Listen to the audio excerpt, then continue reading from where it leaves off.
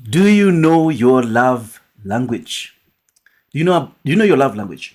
It's more than just fun. It's the key to emotional connection and a strong Christ-centered marriage. Discover how unlocking these simple truths can transform how you love and communicate with your future spouse, or your current spouse for that matter. And today we are diving deep into these love languages, understanding their importance and learning how they set the stage for a marriage that thrives on mutual respect, understanding, and faith. If you stay to the end of this video that will take about 10 minutes or so, you'll get a free PDF covering all that we're going to talk about here in the love languages for free. So let's begin. So exactly what are love languages? To be frank with you, I didn't understand this, let's say 15 years ago. Even before I got married, I didn't know this. But after understanding this, it changed my perspective. It made me even understand my partner more, understanding their love language. So, what exactly are love languages? The concept of love languages was introduced by Dr. Gary Chapman. Gary Chapman is indeed based on the idea that each of us has a primary way we prefer to give and receive love. How to give and receive love. These include words of affirmation, acts of service, receiving gifts, yeah. The people whom their love language is about receiving gifts, quality time, and physical touch. Each love language offers a unique way to communicate love effectively, and it is essential to understand both your own love language and your partner's love language. Now, why is this so important, especially before marriage? Understanding love languages does more than just make you feel good. It provides the foundation for emotional connection and conflict resolution. When we speak each other's love languages, we are actively choosing to love in ways that resonate deeply with your partner. For Christian couples, this means we are living out God's call to love sacrificially and with understanding. First John chapter 4 verse 7 says, "Beloved, let us love one another, for love is from God, and whoever loves has been born of God and knows God."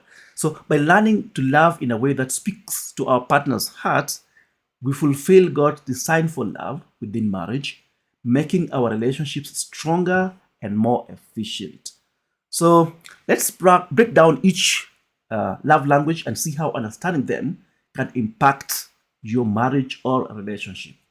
Number one, there are people whose love language is words of affirmation. So, if your love language is words of affirmation, you feel most loved when your partner shares encouraging words, praises, or affection verbally. Hearing "I love you" or "I appreciate you," "I like the way you do things" means the world for them. For couples, this means choosing words that build each other up and avoiding a language that could tear the other person down. So, for a person whose love language is words of affirmation, it means you have to speak words of affirmation to them. If you are the same person, you like if your love language is words of affirmation, then it means you like to hear words of appreciation and love, words that will build you. The second love language is acts of service. For some, love is best shown through actions. Action meaning acts of service is all about doing things that make your partner's life easier, like helping them preparing a meal, let's say like breakfast on bed, handling errands, or simply being there to help. For couples preparing for marriage, this means looking for ways to serve each other daily, just as Christ served us. So, this act of service, helping your partner, so for some whose love languages is helping them in their daily duties, in running errands, they feel loved when you help them do those services. You need to understand, if you're such person, then you expect that from your partner. I believe it's important, if you know your love language, to communicate it to your partner. Let them know your love language. Probably one does not understand. Even now, I believe that people don't know this, just like I didn't know some years back. The third one is receiving gifts. Yeah, there's some people who feel loved when they give them gift. Of course, you'd ask who doesn't. Well, some it may be not that strong. It may be strong in others, not as strong in others as well. So, Receiving gifts might seem materialistic. So you might look at this and say, oh, my girlfriend, my boyfriend is materialistic because she likes receiving gifts. No, that could just be their love language. They like receiving gifts. Yeah. But it is much more than the thought behind the gift than the item itself. So it doesn't have to matter to be the item itself. So for someone with this love language, a small but meaningful gift like a card, like a flower, like a small token, shows that they are cherished. So in marriage, it's important to note this and bring this. This can be a beautiful way to express thoughtfulness and care. If you know your partner's love language is receiving gifts, then you have to come up with idea of gifts that will help to maintain that relationship and to take it to the next level. Number 4, the fourth love language is quality time. Quality time is giving full and divided attention to your partner.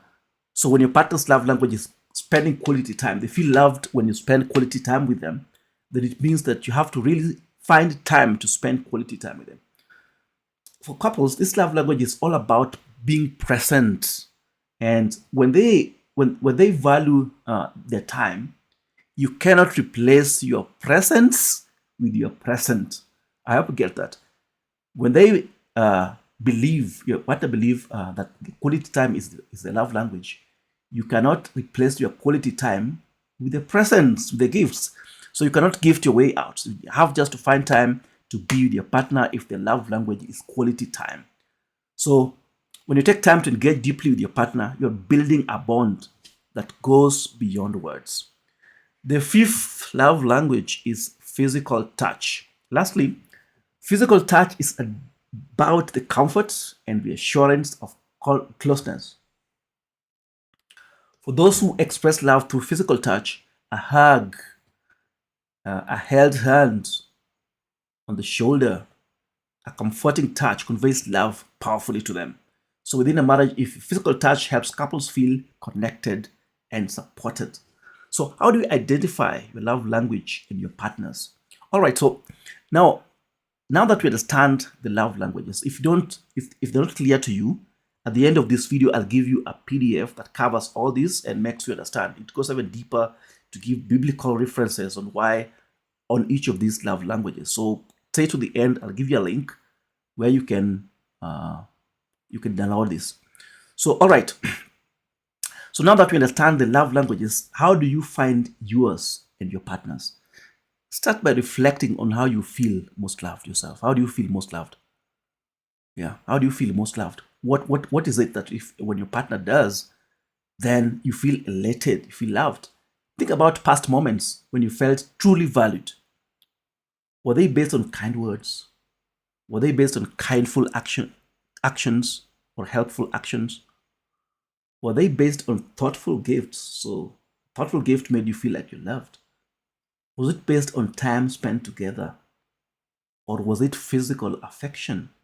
Yeah. So for engaged or dating couples, ask each other questions. Have open conversations about what makes each of you feel cherished. Ask these questions. This is a question I did not ask, I believe. I did not ask this question when I was getting married. I believe it could have helped much more because sometimes when your partner looks at spending time together, it's a big thing for them. And after learning this, I realized that my partner needed more time. I'm a digital nomad, mostly online and doing many things online until it catches up with the time for spent with the family. So for you, think like, oh, so long as I've done my responsibilities, I don't need to spend time. You even might convince yourself that if I don't spend time with my family, I'm also doing this thing that I'm doing, whether it's a side hustle, whether it's something that's related to your job or related to your work, then you convince to yourself that you're doing it for the family, and yet your partner, if theirs is the love language is time spent together, they look at it like, he doesn't want to spend time with me, and that puts them off completely, and that reduces the love. So don't take it for granted. There's none of this thing is useless. If your partner's love language is different from yours, it doesn't mean that theirs is bad. No. Yeah, it's just that they're different.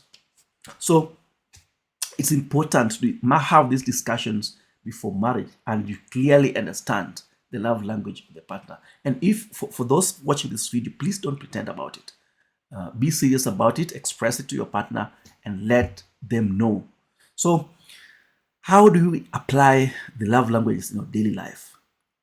Knowing your love language is great, but applying it is even more transformative to your relationship. So, here are some few practical ways to incorporate your partner's love language into your daily life as you prepare for marriage. So, number one, words of affirmation. So, if your partner's language is words of affirmation, make sure you send a heartfelt text or leave a note to brighten your partner's day. Yeah, every day if possible. If theirs is acts of service, offer to take care of a small chore or do something unexpected. Do something unexpected in the house. If you don't always do it, you may not like it, but just do it for the sake of your partner. If that's their love language. If their love language is receiving gifts, you need to surprise your partner with something meaningful, or even if it's small, it doesn't have to be big. Quality time. Set aside time where you're truly present, free from distractions. One of the things that leads to a lot of distractions nowadays is social media. Spend time. If your partner's love language is quality time, then it means spend really quality time off social media, off your phone, off the TV. Set some quiet time to speak to them as a show of spending quality time with them. And just mean it. Don't just do it for the sake of it, but mean it to spend quality time with them. Number 5, if it is physical touch, offer a reassuring hug or hold hands when you are together. When you know this will really change your relationship. So these small acts, when done regularly, make a big impact and can create an environment of love and respect. So here is where love languages are especially powerful in times of conflict. So if you understand your partner's love language, you need to use this in times of conflict. So when you understand your partner's love language, you can choose to approach them in a way that communicates empathy and even care when tensions are high. When you understand their love language, then that's the language you will speak to them. If your partner values quality time, sitting down to listen without distractions can be more meaningful than words. If their love language is acts of service, offering to help with something stressful shows you're there for them. So conflict is a part of every relationship, but when we handle it with love and understanding our partner, we reflect Christ's patience and love.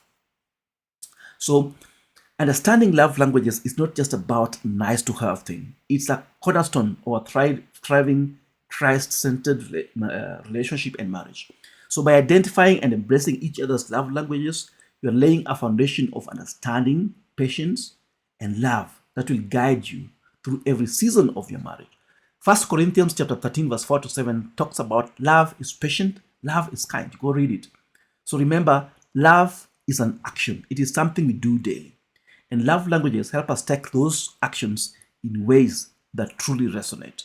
So if you're ready to go deeper and build a marriage rooted in faith and understanding, check out my book, Ready for Marriage. I'll give a link at the end of the PDF or at the comment on this video. In it, we dive into love languages and so much more, giving you the tools you need and create a marriage that stands the test of time. Don't just prepare for a wedding, prepare for a marriage that honors God and brings you both peace and joy. Even if you're married, you can still apply these ones. Thanks so much for watching.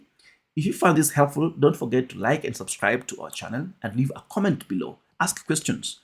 Let's keep building a strong Christ-centered relationships together and see you in the next video. Now it's time to give you that PDF that talks about all these love languages.